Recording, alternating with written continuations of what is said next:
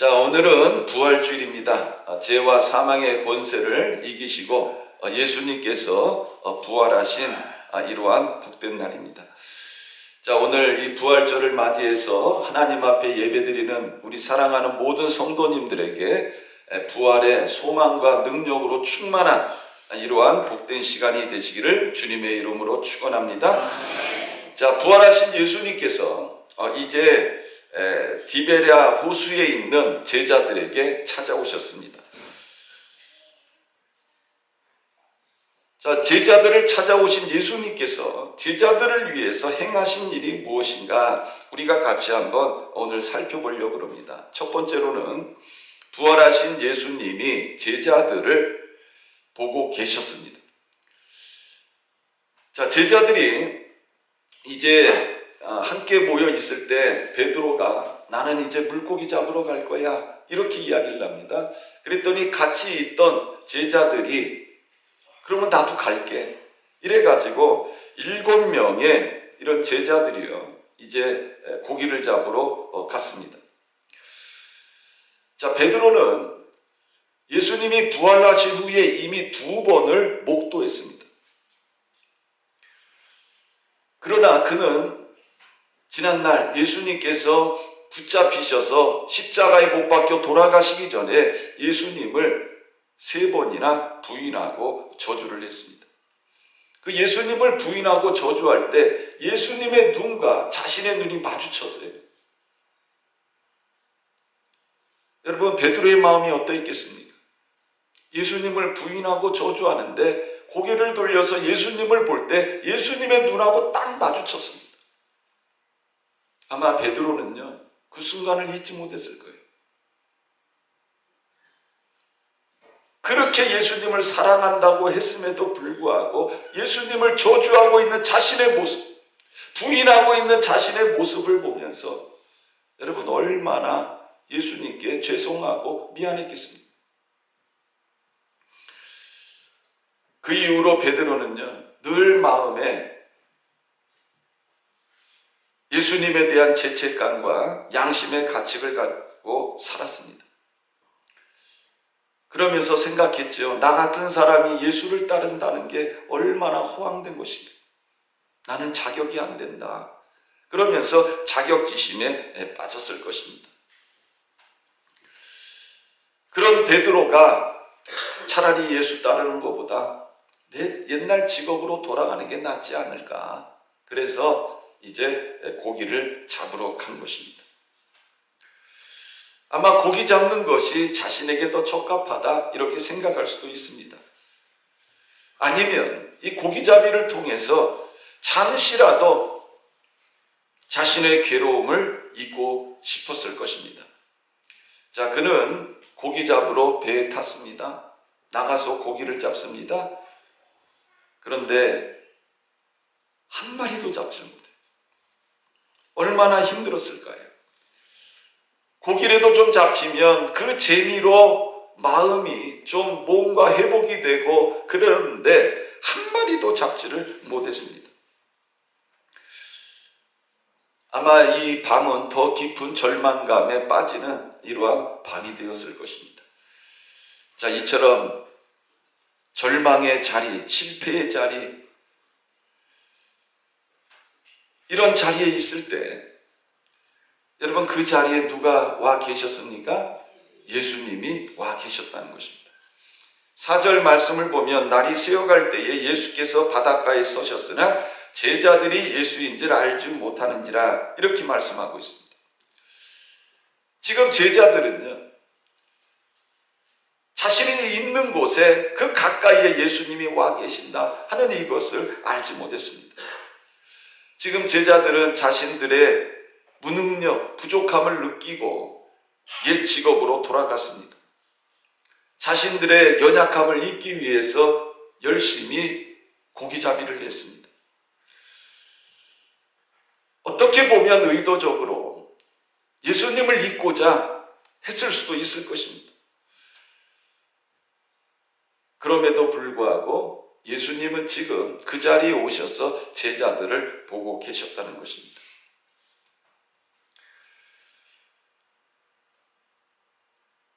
사랑하는 성도 여러분, 우리가 이 모습을 보면서 무엇을 알 수 있습니까? 제자들은 자격지심에 빠져서 옛 직업으로, 옛 사람으로 돌아갔지만 예수님은 제자들을 결코 포기하지 않으셨다는 것입니다. 제자들은 고기 잡는 데 온 마음을 두었지만 예수님은 제자들을 향하여 온 마음으로 그들을 바라보고 계셨다는 것입니다. 제자들이 주님을 떠나 살아가고 있지만 예수님의 눈은 제자들에게 고정되고 있는 것을 우리는 보게 됩니다. 사랑하는 성도 여러분, 지금 이 자리에 계신 분들 중에서도 혹시 자격지심으로 예수님과 멀어진 분이 있습니까? 아니면 예수님보다도 더 세상 것에 몰두해 있는 분들이 있습니까? 우리는 이것을 깨달아야 됩니다. 나는 세상 것에, 다른 것에 더 관심이 많고 나는 그런 것에 몰두하고 있지만 우리 예수님은, 부활하신 예수님은 세상 그 어떤 것보다도 나를 바라보고 계시고 예수님의 마음에 나를 담고 계신다는 것입니다. 오늘 이 부활절에 여러분들이 부활의 주님이 나를 바라보고 있다. 주님의 마음에 내가 담겨져 있다. 내 주변에, 내 가까이에 부활의 주님이 나와 함께 있음을 믿으시기를 바랍니다. 자, 두 번째로는요, 부활의 주님은 풍요로우신 분으로 나를 찾아왔다는 것입니다. 자, 제자들을 바라보고 계신 예수님께서 제자들에게 말씀하십니다. 얘들아, 너희 고기 잡았느냐? 아니요, 한 마리도 못 잡았습니다. 그래, 그러면 이번에는 그물을 너희 오른편에 던져라. 그리하면 잡을 것이다. 제자들이 순종을 해가지고 배 오른쪽에다가 그물을 던졌습니다. 그랬더니 그물을 들 수 없을 정도로 많은 물고기를 잡았다. 이렇게 말씀하고 있습니다. 제자들은 밤을 새우면서 물고기를 잡으려고 했는데 자신들의 힘으로는 한 마리도 못 잡았어요. 그런데 부활의 예수님이 배 오른편에 그물을 던지라고 할 때 던졌더니 많은 물고기를 잡았습니다. 성경에 보니까 몇 마리를 잡았어요? 153마리인데 큰 물고기 153마리를 잡았다. 이렇게 성경은 말씀하고 있습니다. 자, 우리는 이 모습을 보면서 제자들을 찾아오신 부활의 주님은 어떤 분이시냐? 풍요로우신 주님이시라는 것입니다. 예수님은 풍요로우신 분입니다. 제자들은 예수님을 떠나서 옛날 직업으로 돌아가서 실패하는 이러한 삶을 살고 있지만 부활의 주님은 풍요로우신 주님으로서 지금 제자들을 찾아오셨음을 우리는 알 수가 있습니다. 그래서 제자들은요, 엄청난 수확을 거두게 된 것입니다. 우리가 믿는 부활의 주님은 어떤 분입니까? 풍요로우신 분이에요.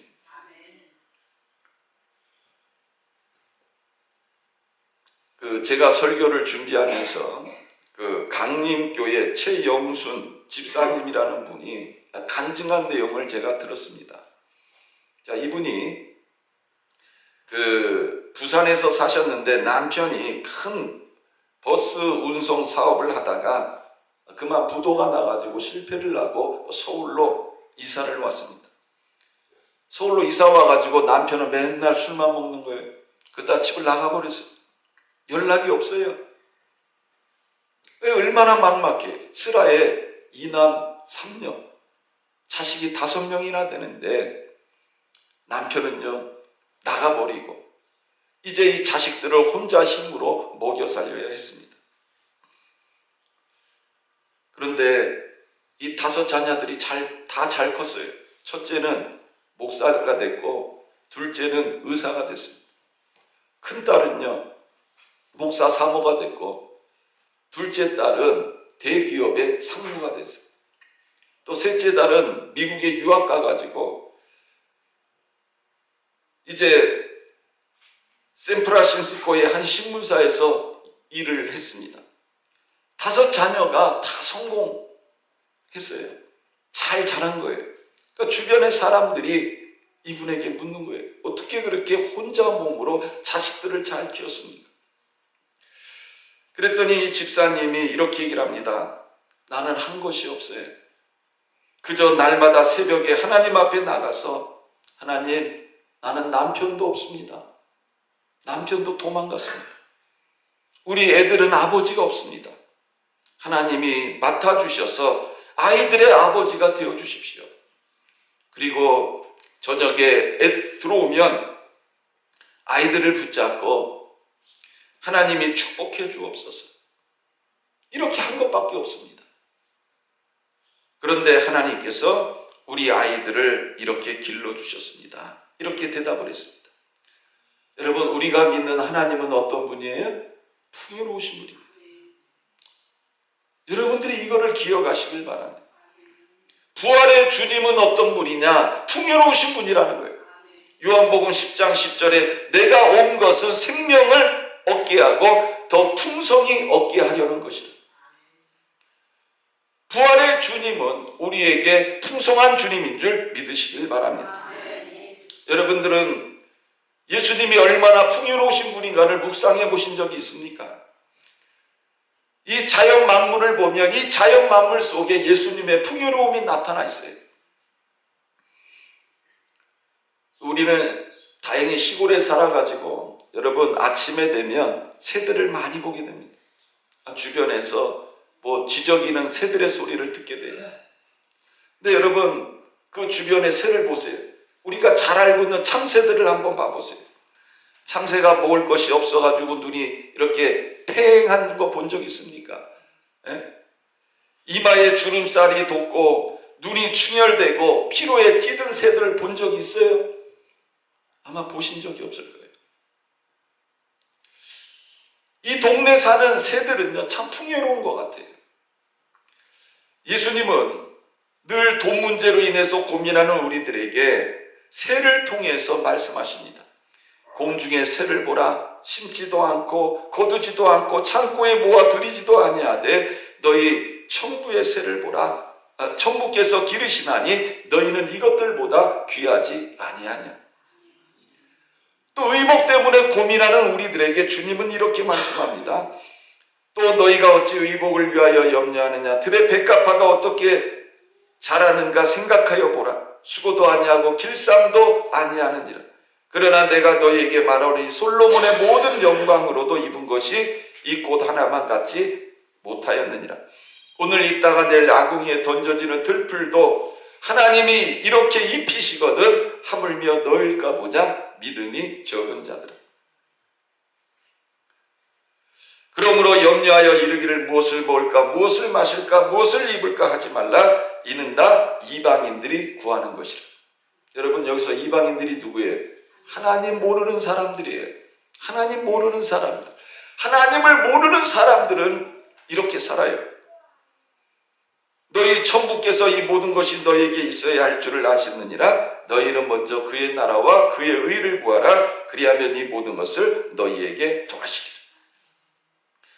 예수님은 제자들에게도 풍요로운 분으로 오시지 않았습니까? 부활의 주님이 나타나셔서 실패한 제자들에게 큰 물고기 153마리를 잡을 수 있도록 풍요로우신 분으로 오시지 않았습니까? 여러분 마찬가지로 부활의 주님은 오늘날 우리들에게도 풍요로운 분으로 오신 줄을 믿으시기를 바랍니다. 제2차 세계대전 이후에 이 조지 패터슨이라는 젊은 스코틀랜드 사람이 있었습니다. 자, 이 사람은요, 전능자에 대한 강한 믿음으로 하는 도박이라는 이런 게임을 시작했습니다. 이 실험은요, 세 사람의 젊은이들이 식당에서 논쟁하다가 시작이 되었습니다. 자, 패터슨은 이 성경에 기록된 하나님 말씀 한 구절 한 구절이 한마디 한마디가 진실하다. 이렇게 이야기를 합니다. 그랬더니 또 한 사람은 논쟁을 좋아하는 사람들이기 때문에 비과학적인 것은 무엇이든 조금도 그 권위를 인정하지 않으려고 했습니다. 나머지 한 사람은 그냥 이름뿐인 그리스도인이었습니다. 그는 성경이 하나님 말씀이라는 확신이 없었거나 어떤 부분은 하나님 말씀일지도 모른다는 확신조차 가지고 있지 않은 사람이었습니다. 이 페터스는요, 성경이 과학적임을 증명해내겠다 이런 말을 합니다. 그리고 그는 자기 주머니에 있는 지갑을 꺼내가지고 거기에 있는 돈을 다 꺼냈어요. 보니까 2파운드 7실링이었습니다. 그러면서 친구들에게 이런 말을 하는 거예요. 하나님은 살아계신, 그리고 하나님의 말씀 그대로 실천하는 자에게 하나님은 일하시고 풍요롭게 역사하신다. 이 패터슨이 친구들에게 이런 말을 합니다. 은행에 가지고 있는 돈은 내가 모든 사람에게 주겠다. 그리고 지금 여기 있는 2파운드 7실링, 그리고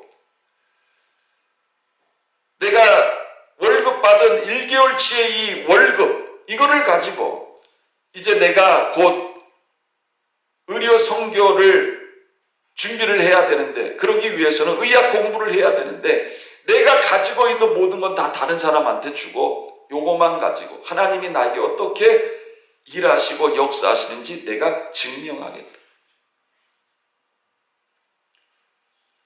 자, 어떤 일이 일어났느냐? 이 패터슨이요, 그 친구들에게 이렇게 이야기를 합니다. 나는 오직 주님만 의지하고 다른 사람들에게 절대로 돈에 대해서 얘기하지 않을 것이다. 지금 내가 이만큼의 돈을 가지고 있는 것은 너희 둘뿐이고, 하나님이 나에게 내가 의학 공부하는 동안에 하나님이 내 필요를 어떻게 채워주시는지 내가 증명하겠다. 자, 여러분, 어떤 일이 일어났을까요? 하나님께서 이 조지 패터슨이라는 사람이 의학 공부하는 동안에 필요한 모든 물질을 하나님이 채워주셨습니다.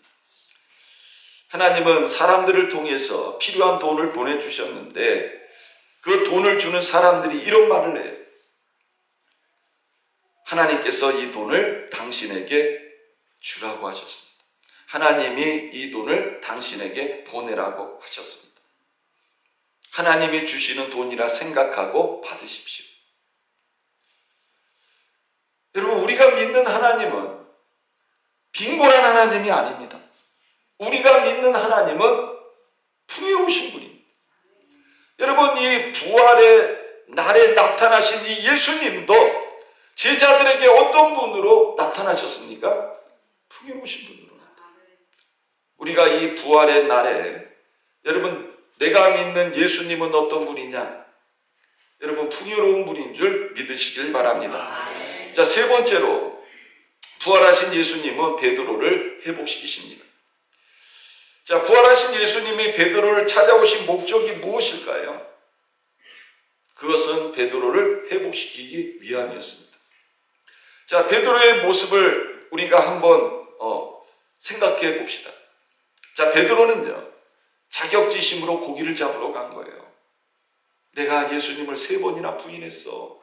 근데 내가 그 예수님을 부인하고 저주할 때 예수님의 눈과 내 눈이 마주쳤어. 그거를 평생 잊지 못하는 거예요. 그 예수님의 눈과 마주친 그것이 이 마음 안에 죄책감으로, 양심의 찔림으로 그대로 남아있는 거예요. 그것이 베드로에게 자격지심이 되어진 것입니다. 그래서 고기 잡으러 간 거예요. 자, 그런데 이제 어떤 사람이 배 오른편에 그물을 던져라 했을 때 그대로 했더니 엄청나게 많은 물고기를 잡았어요. 그랬더니 요한이, 야, 예수님이다, 이런 말을 하는 거예요. 그 말을 듣고 여러분, 베드로가 어떻게 합니까? 물속으로 뛰어드는 거예요. 그래가지고 예수님 앞에 옵니다. 여기 그 성경에 보니까 50칸쯤 됨으로 이렇게 돼 있어요. 50칸. 이게 50칸이 얼마냐? 200규빗 이렇게 돼 있습니다. 여러분, 200규빗이면 뭐냐면 1규빗이 요 팔꿈치에서 요 손가락 끝이 1규빗이에요. 요거를 1규빗 이렇게 얘기해요. 근데 몇 규빗이에요? 200규빗, 200규빗. 50칸이 200규빗이에요. 그러면 200 곱하기 한 50cm 하면은 몇 미터 정도 되는 거예요? 한 100미터 되는 거예요. 요한의 말을 듣고 베드로가요 물속에 첨벙 뛰어들어 가지고 수영해 가지고 예수님 앞에 온 것입니다. 우리는 이 모습을 보면서 베드로가 얼마나 예수님을 사랑하는가 하는 것을 우리가 볼 수가 있어요. 또 예수님께서 지금 잡은 생선을 좀 가져오라고 하실 때에 시몬 베드로가 올라가서 그물을 육지에 끌어올리고 고기를 예수님 앞으로 가지고 옵니다. 우리는 이런 베드로의 모습 속에서 베드로가 얼마나 예수님을 사랑하고 있는지 하는 걸 우리가 알 수가 있어요. 단지 지난날 예수님을 부인하고 저주한 그 쓴뿌리가 마음에 있어가지고 늘 예수님 앞에서 죄인과 같은 이러한 마음을 가지고 서 있는 이런 베드로의 모습을 우리는 보게 됩니다. 여러분, 예수님이 베드로의 이런 마음을 알았을까요? 몰랐을까요? 알고 계십니다. 그래서 예수님께서 베드로의 이 죄책감, 자격지심, 쓴뿌리 이것을 해결해 주시기 위해서 예수님이 찾아오신 거예요. 자, 예수님께서 이 베드로의 이 문제를 어떻게 해결해 주고 계십니까? 자, 우리 9절 말씀 같이 한번 읽어볼까요? 자, 9절 시작. 육지에 올라보니 숯불이 있는데 그 위에 생선이 놓였고 떡도 있더라. 자, 여러분 여기 보니까 육지에 올라보니 뭐가 있어요? 숯불. 자, 베드로가 이 숯불을 보면 어떤 마음이 들까요? 자기가 옛날에 예수님 3번 부인하고 저주할 때 어디서 한 거예요? 숯불 앞에서 했어. 날씨가 추우니까 마당에 숯불을 펴놨는데 여러분 거기서 베드로가 예수님을 부인하고 저주했어요. 그런데 지금 부활하신 예수님이 나타나셨는데 육지에 올라보니까 뭐가 있어요? 숯불이. 누가 만들어 놓은 거예요? 예수님이 만들어 놓은 거예요. 그리고 그 위에 생선도 놓였고 떡도 있다 이렇게 말하고 있습니다. 자, 베드로가 이 숯불을 보면 생각나는 게 뭘까요? 지난날 예수님 부인하고 저주한 생각이 나는 거예요. 숯불만 보면 그 생각이 떠오르는 거예요. 자, 그러면 예수님이 베드로를 정죄하기 위해서 넌 나쁜 놈이야, 너는 나를 부인했어, 너는 나를 저주했어, 이것을 자꾸 상기시키기 위해서 숯불을 켜놨느냐 이거예요. 아니라는 것입니다. 지금 숯불을 볼 때 베드로의 마음이 어떻겠어요? 괴로웠겠죠. 왜? 그 모습이 생각났을 거예요.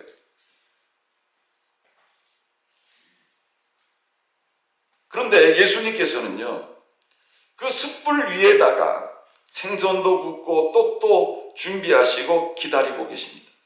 그리고 예수님이 뭐라고 그러세요? 와서 조반을 먹으라. 아침 먹으라는 거예요. 자격지심을 갖고 있는 베드로를 비롯한 제자들에게 예수님이요 음식을 주고 계시는 거예요. 여러분, 이 모습을 보면 누가 생각납니까? 엘리야가 생각나지 않아요? 로뎀나무 밑에서 좌절하면서 하나님 앞에, 하나님 나 더 이상 못 살겠어요. 하나님 나 데려가세요. 그런 엘리야에게 하나님이 천사를 보내가지고 이 엘리야에게 떡을 먹이고 물을 먹이고, 여러분 이런 모습이 연상되지 않습니까? 이 부활하신 예수님의 모습은요, 실패하고 낭망하고 자격지심에 빠져있는 이 베드로를 비롯한 제자들에게 떡과 물을 주시면서 따뜻하게 감싸주고 계시는 사랑의 주님의 모습을 보여주고 있습니다. 여러분, 예수님은 어떤 분입니까? 제자들을 사랑하시되 끝까지 사랑하시는 분인 줄 믿으시길 바랍니다. 예수님은 조반을 먹은 후에 시몬 베드로에게 묻습니다. 요한의 아들 시몬아, 내가 이 사람들보다 나를 더 사랑하느냐? 내가 주님을 사랑하는 줄 주님께서 아십니다. 이르시되 내 어린 양을 먹이라. 두 번째 이르시되 요한의 아들 시몬아, 내가 나를 사랑하느냐? 주님 그러하나이다. 내가 주님을 사랑하는 줄 주님께서 아시나이다. 이르시되 내 양을 치라. 세 번째 이르시되 요한의 아들 시몬아, 내가 나를 사랑하느냐? 주께서 세 번째 내가 나를 사랑하느냐 하심으로 베드로가 근심하여 이르되 주님 모든 것을 아시오매 내가 주님을 사랑하는 줄을 주님께서 아시나이다. 예수께서 이르시되 내 양을 먹이라. 왜 예수님이 베드로에게 똑같은 질문을 세 번을 하셨습니까? 베드로가 예수님을 몇 번 부인했어요? 세 번을 부인한 거예요. 예수님은 지금 베드로를 회복시키기 위해서 똑같은 질문을 세 번을 하고 있는 거예요. 여러분, 부활의 주님이 베드로를 회복시키기 위해서 하신 방법은요, 지난날 베드로가 예수를 부인하고 저주했던 그 방법 그대로 재현하시면서 베드로의 이러한 갖고 있는 상처를 치유하고 계시는 것을 우리는 보게 됩니다. 그러면서 예수님은 베드로에게 새로운 사명을 주고 계시는 것입니다. 사랑하는 성도 여러분, 예수님은 부활의 주님으로 제자들을 찾아오셨습니다. 그 찾아오신 이유가 뭐예요? 바로 베드로와 제자들을 회복시켜서 사명을 주시고 다시 일꾼으로 쓰시기 위해서 예수님이 찾아오신 것입니다. 여러분, 오늘날도 마찬가지. 우리는 늘 인생 속에서 예수님을 떠나고 예수님을 부인하고 그렇습니다. 그런데 부활의 주님은 우리들에게 찾아오셔서 우리의 그러한 모든 것들을 치유하시고 회복시켜 주시고 또 사명을 주시고 하나님의 자녀로서 이 땅에서 살아갈 수 있도록 주님은 우리 가운데 부활의 주님으로 찾아오신 것입니다. 여러분, 오늘 우리가 이 부활주의를 맞이하면서 부활의 주님은 어떤 분인가 하는 것을 오늘 여러분들이 다시 한번 깨닫고 이 땅에 부활의 주님으로 오신 분에게 우리가 다시 한번 모든 감사와 찬송과 경배와 영광을 돌려드릴 수 있는 그런 저와 여러분들이 되시기를 주님의 이름으로 축원합니다. 자, 기도하겠습니다. 살아계신 하나님 아버지, 고맙고 감사합니다. 부활의 주님이 제자들을 찾아오신 이 말씀을 우리가 들으면서 부활의 주님이 부활의 주님이 제자들 곁에 늘 가까이 계시고 풍요로운 주님으로 찾아오시고 회복시켜 주시고 사명을 주신 것처럼 오늘날도 부활의 주님이 우리들에게 이렇게 다가오시고 역사하시고 일하시는 줄을 믿습니다. 우리가 부활주의를 맞이하면서 우리가 다시 한번 나의 모든 죄와 사망과 또 나의 모든 이 땅에서의 실패와 모든 것을 짊어지시고 십자가에 못 박혀 돌아가시고 우리에게 새로운 사명을 주신 또 우리를 회복시켜 주신 부활의 주님께 다시 한번 감사하는 우리 사랑하는 모든 성도님들 되게 하여 주옵소서. 감사드리며 살아계신 예수님의 이름으로 기도드렸습니다. 아멘.